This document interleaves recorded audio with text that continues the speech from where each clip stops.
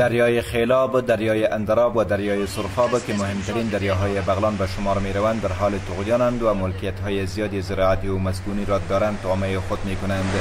خیلاب آمده، دریا بالای خانه‌های ما، بالای زمین‌های ما، یعنی کلش تخریب کرده. دیگه گندم و پیاز و رومی ما را کلش تخریب کرده. برای ما هیچ آبادی نمانده، کلی دار و نادار ما را برد از پیش ما. همین زمین ما رو برده رئیس هیچ چاره نداره دیگه، چاره نیست. گلفت درخت ما رو زمین ما رو برده رئیس. از چاره ما نیست. اگر خدا حکومت کنه ما هم کار شود، یک خدا مهربان شود که برای زمین ما یک لقمه نان میخوریم. اینجا یگانه پل مواصلاتی مردم 10 قریه که به هزینه بیش از $1,00,000 ساخته شده نیز در معرض نابودی قرار گرفته است.